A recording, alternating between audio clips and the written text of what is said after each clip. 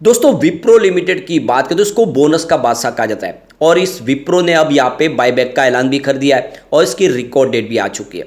तो आप समझ सकते हो कि विप्रो के लिए इस समय खरीदारी का क्या ये मौका है या फिर इस समय विप्रो से निकलना चाहिए, क्योंकि आईटी सेक्टर काफ़ी ज़्यादा दबाव में तो बिल्कुल है। यहाँ पे विप्रो की तरफ से एक बड़ी अपडेट निकल के आ रही है। विप्रो ने माइक्रोसॉफ्ट के साथ में एक नया बिजनेस टाइप किया, क्या है उसका मतलब और जानने की कोशिश करेंगे और इससे क्या फ़ायदा विप्रो को होगा। दूसरी तरफ अगर हम देखें तो आईआरएफसी रेलवे को फाइनेंस प्रोवाइड करने वाली कंपनी, बहुत ही ज़बरदस्त फंडामेंटली स्ट्रॉन्ग कंपनी, यानी किसी तरह का इनका कोई एनपीए नहीं है।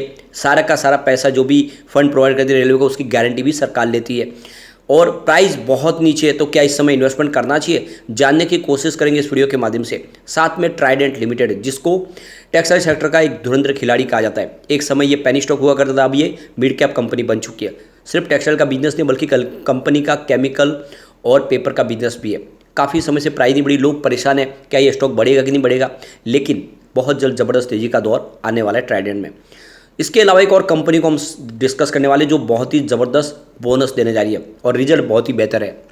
तो एक एक करके हम चारों को डिस्कस करेंगे, लेकिन फ्रेंड उससे पहले अगर आप पहली बार हमारे चैनल पे आए तो चैनल को सब्सक्राइब कर दीजिए, एक बेल आइकॉन दबा दीजिए ताकि जब भी नया वीडियो बने पहला नोटिफिकेशन आपको मिले। वीडियो पसंद आए तो लाइक शेयर जरूर कीजिए। चलो फ्रेंड्स वीडियो स्टार्ट करते हैं। मैं हूँ आपका दोस्त एसबी दवे और हमारे अपने चैनल ऑनलाइन कमाई में आपका बहुत बहुत स्वागत है। विप्रो लिमिटेड की बात करें आज देख सकते हो कि 399 पर क्लोजिंग थी, जहाँ पे 0.71% की गिरावट देखने को मिली। अब एक गिरावट इसीलिए हुई क्योंकि बाजार में गिरावट थी, दबाव की वजह से यहाँ पे भी स्टॉक नीचे आया। वैसे इंट्राडे में 404 का हाई भी बनाया। अब देख सकते हो कि पिछले एक महीने में स्टॉक के हिसाब से 4% का पॉजिटिव रिटर्न है, क्योंकि 382 तक स्टॉक गया था। उसके बाद में विप्रो ने बायबैक का ऐलान किया, स्टॉक ऊपर भी गया। क्यों आप देख सकते हो कंपनी करीब 12,000 करोड़ के शेयर बायबैक करने जा रही है और आप ये समझ ही सकते हो कि इसकी डेट आ चुकी है।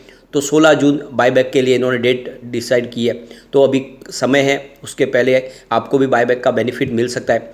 कंपनी ने इसके लिए प्राइस जो डिसाइड किया वो है 445 की पर शेयर। तो इस समय इस लेवल से देखें तो प्रीमियर आपको कम से कम 45 रुपये का प्रीमियम मिलेगा अगर आप इस लेवल पे अगर शेयर खरीदते और आपको बायबैक करने का मौका मिल जाता है। कंपनी को अगर आप शेयर देते तो आपको 45 रुपये मिल जाएगा।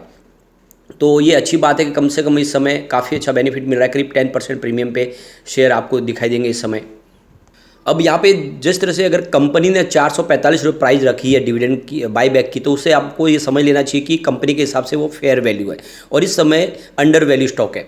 तो इसका मतलब प्राइस बढ़ने की संभावना ज़्यादा हो जाती है और ये समझ लिया जाता है कि कम से कम 445 तो इसकी प्राइस जाएगी ही जाएगी। तो ऐसे में खरीदारों के लिए अच्छा मौका है कि एक लॉन्ग टर्म का नजरिया लेके विप्रो में निवेश कर ले।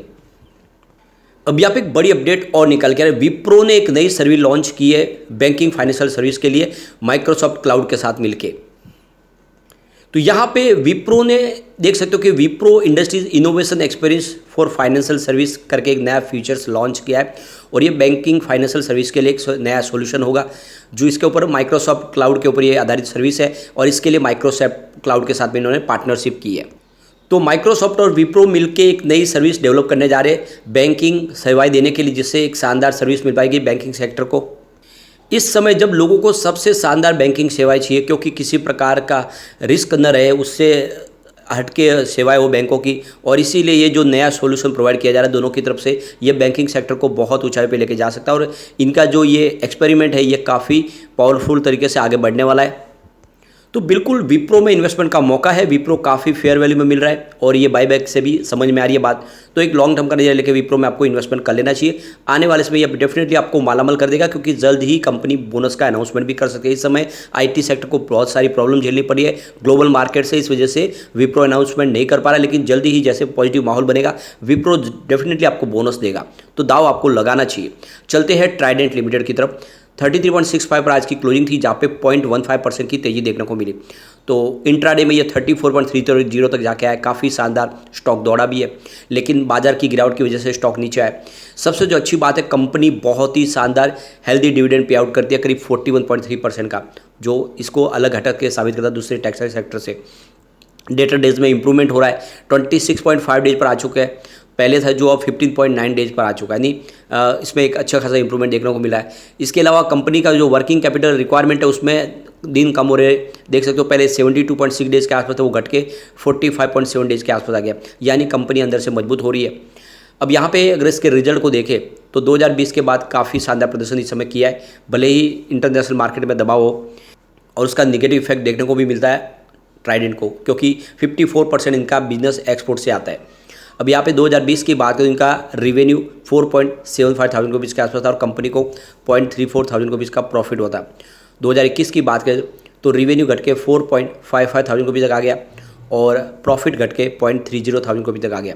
लेकिन 2022 में कंपनी ने काफ़ी शानदार प्रदर्शन किया, रेवेन्यू सीधा बढ़ के 7.02 थाउजेंड रुपीज़ तक पहुँच गया और प्रॉफिट बढ़ते हुए 0.83 थाउजेंड रुपीज़ तक पहुँच गया। 2023 थोड़ा सा निराशाजनक फिर से रहा है, रेवेन्यू कम हुआ है 6.36 थाउजेंड रुपीज़ का रेवेन्यू और कंपनी को 0.44 थाउजेंड रुपीज़ का प्रॉफिट हुआ है। तो अभी भी कंपनी प्रॉफिट में है, 2021 के मुकाबले तो काफ़ी अच्छा है, लेकिन 2022 के मुकाबले यहाँ पे कुछ प्रदर्शन आपको फीका दिखाई देगा। और इसकी वजह से देख सकते हो कि जो वजह है कि यूएस और यूरोपियन जो बाजार है वहाँ से इनको उतने ऑर्डर मिल नहीं पा रहे और ये पूरे टेक्सटाइल सेक्टर के लिए प्रॉब्लम है।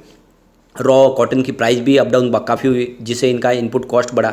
बांग्लादेश से इनको काफ़ी ज़्यादा टक्कर मिलती है, वहाँ पे लेबर कॉस्ट काफ़ी कम है, इसका नुकसान भी हो रहा है। लेकिन कंपनी अब केमिकल और पेपर डिवीजन में भी बहुत तेज़ी से आगे बढ़ रही है, अपने केमिकल सेक्टर की जो इनकी जो कैपेसिटी उसको डबल करने जा रही है, जिससे इनका बिजनेस बढ़ेगा। ऐसे में ये स्टॉक रॉकेट बनने की बिल्कुल कगार पे है, जल्दी यहाँ पे एक ज़बरदस्त तेज़ी का दौर शुरू होगा। इस समय स्टॉक देखो 70 की प्राइस से आधी कीमत में मिल रहा है, क्योंकि इसने 70 का हाई बनाया था।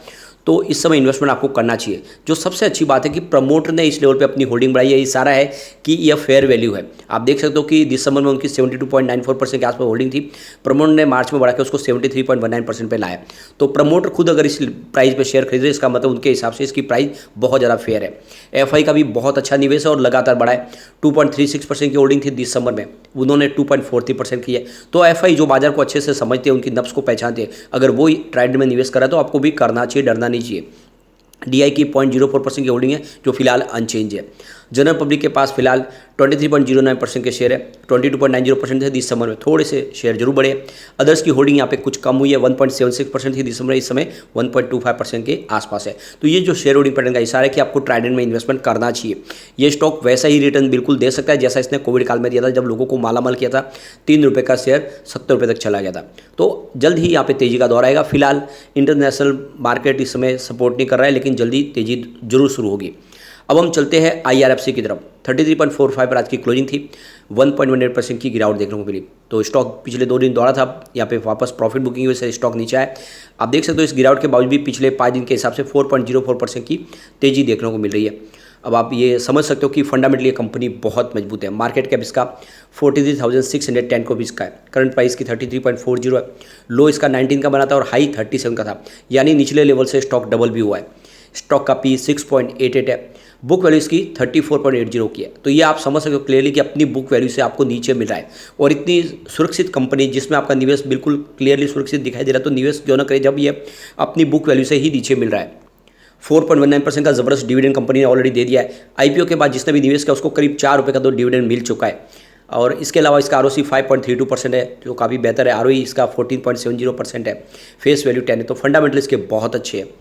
यहाँ पे इसका बिजनेस लगातार बढ़ रहा है। 2020 में देख सकते हो इनका 13.42 थाउजेंड रुपीज़ का रेवेन्यू था, 3.19 थाउजेंड रुपीज़ का इनको प्रॉफिट होता। 2021 में रेवेन्यू बढ़ के 15.77 थाउजेंड रुपीज़ तक पहुँच गया और प्रॉफिट बढ़ते हुए 4.42 थाउजेंड रुपीज़ तक पहुँच गया।